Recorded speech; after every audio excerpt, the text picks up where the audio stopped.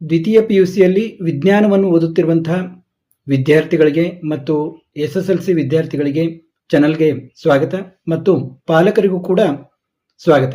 ಏಕೆಂದರೆ ಪಾಲಕರು ಕೂಡ ಈ ವಿಡಿಯೋವನ್ನು ನೋಡಬೇಕು. ಬಹಳಷ್ಟು ವಿದ್ಯಾರ್ಥಿಗಳು ಏನು ಮಾಡ್ತಾ ಇದ್ದಾರೆ ಅಂತಂದರೆ, ಒಂದು ನನಗೆ ಫಿಸಿಕ್ಸ್ ಸಿಗ್ತಾ ಇಲ್ಲ, ಕೆಮಿಸ್ಟ್ರಿ ಸಿಗ್ತಾ ಇಲ್ಲ, ಮ್ಯಾಥ್ಸ್ ಸಿಗ್ತಾ ಇಲ್ಲ, ಕಂಪ್ಯೂಟರ್ ಸೈನ್ಸ್ ಸಿಗ್ತಾ ಇಲ್ಲ, ಹೀಗೆ ಅನೇಕ ತಮ್ಮ ವಿಷಯಗಳ ನೋಟ್ಸ್ಗಳನ್ನು ಸಂಗ್ರಹಿಸುವುದು ಮತ್ತು ಮಾಡೆಲ್ ಕ್ವಶನ್ ಪೇಪರ್ಗಳ ಆನ್ಸರ್ಗಳನ್ನು ಸಂಗ್ರಹಿಸುವುದರಲ್ಲಿ ಬಹಳಷ್ಟು ಸಮಯವನ್ನು ಕಳೀತಾ ಇದ್ದಾರೆ. ಫೆಬ್ರವರಿ 28ಕ್ಕೆ ಅವರ ಒಂದು ಅಂತಿಮ ಆನ್ಯುವಲ್ ಎಕ್ಸಾಮ್ ಸ್ಟಾರ್ಟ್ ಆಗ್ತವೆ. ಈಗ ಅವರು ಅಧ್ಯಯನದ ಕಡೆಗೆ, ಸ್ಟಡಿ ಮಾಡೋದ್ರ ಕಡೆಗೆ ಹೆಚ್ಚು ಗಮನವನ್ನು ಹರಿಸಬೇಕು.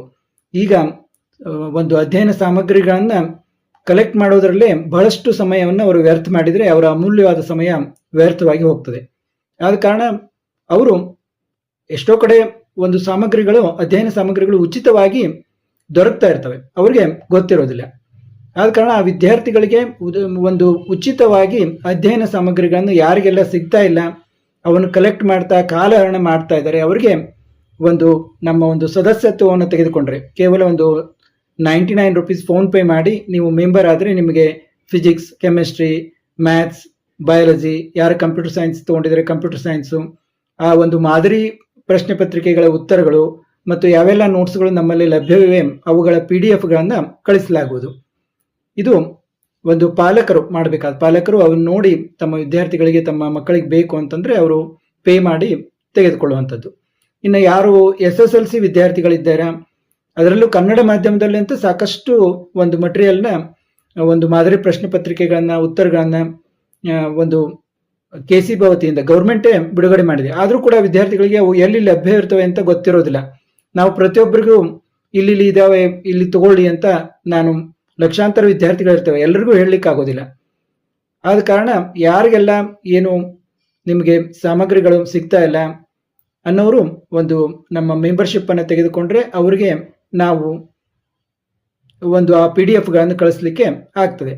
ಮತ್ತು ವಿದ್ಯಾರ್ಥಿಗಳು ಇದುವರೆಗೂ ನೀವು ಓದಿದ್ರು ಕೂಡ ಈಗಿನಿಂದ ನೀವು ಹಾರ್ಡ್ ವರ್ಕ್ ಮಾಡಿದರೆ ಎಷ್ಟೋ ಉತ್ತಮ ಅಂಕಗಳನ್ನು ಗಳಿಸಲಿಕ್ಕೆ ಸಾಧ್ಯ ಆಗ್ತದೆ. ಅದರಲ್ಲೂ ದ್ವಿತೀಯ PUCಯಲ್ಲಿ ವಿಜ್ಞಾನವನ್ನು ಓದುತ್ತಿರುವಂತಹ ವಿದ್ಯಾರ್ಥಿಗಳು ಕೊನೆಗೆ ನಿಮ್ಮ CET ಆಯಿತು, ನೀಟ್ ಆಯಿತು, ನಿಮ್ಮ ರ್ಯಾಂಕ್ ಎಷ್ಟು ಬಂದಿದೆ ಏನು ಅಂತ ನನಗೆ ನೀವು ಮೆಂಬರ್ಶಿಪ್ ಅನ್ನು ಈಗ ತೆಗೆದುಕೊಂಡವರು ಎಷ್ಟು ರ್ಯಾಂಕ್ ಬಂತು ಏನು ಅಂತ ತಿಳಿಸಿದರೆ ನಾನು ಮುಂದೆ ನಿಮಗೆ ಏನು ಮಾಡಬಹುದು, ನಿಮ್ಮ ರ್ಯಾಂಕಿಗೆ ಯಾವ ಕಾಲೇಜು ಕೋರ್ಸು ಸಿಗ್ಬಹುದು ಅನ್ನೋದನ್ನ ಗೈಡೆನ್ಸ್ ಅನ್ನು ಕೂಡ ಮಾಡ್ತೀನಿ.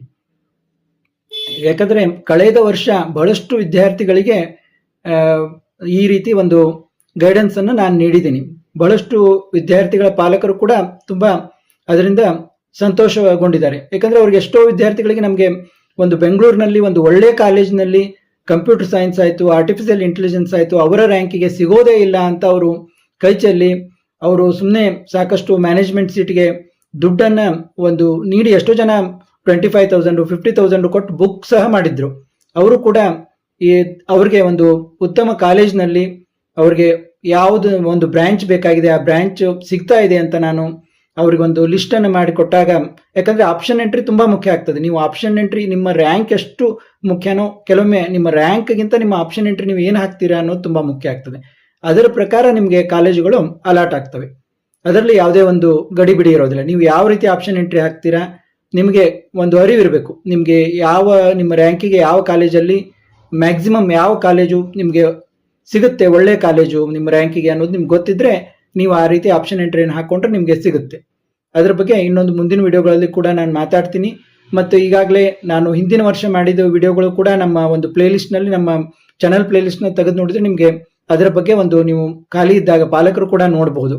ನೋಡಿದ್ರೆ ನಿಮಗೆ ಅದರ ಬಗ್ಗೆ ಮಾಹಿತಿ ದೊರೀತದೆ. ಎಷ್ಟು ರ್ಯಾಂಕ್ ತಗೊಂಡ್ರೆ ಯಾವ ಕಾಲೇಜ್ ಸಿಗುತ್ತೆ ಏನು ಅನ್ನೋದು ವರ್ಷದಿಂದ ವರ್ಷಕ್ಕೆ ಸ್ವಲ್ಪ ಹೆಚ್ಚು ಕಡಿಮೆ ಆಗ್ತಾ ಇರ್ತದೆ.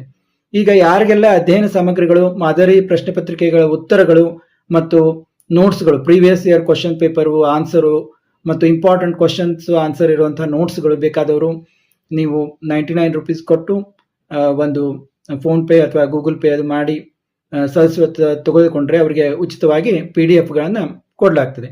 ಮತ್ತೆ ಮುಂದಿನ ವಿಡಿಯೋದಲ್ಲಿ ಭೇಟಿ ಆಗೋಣ. ಯಾರಿಗಾದ್ರೂ ತುಂಬಾ ಸಂಶಯ ಇದ್ರೆ ನೀವು ಸಮಯ ಕಾಲ್ ಕೂಡ ಮಾಡಬಹುದು. ಮತ್ತೆ ಭೇಟಿಯಾಗೋಣ.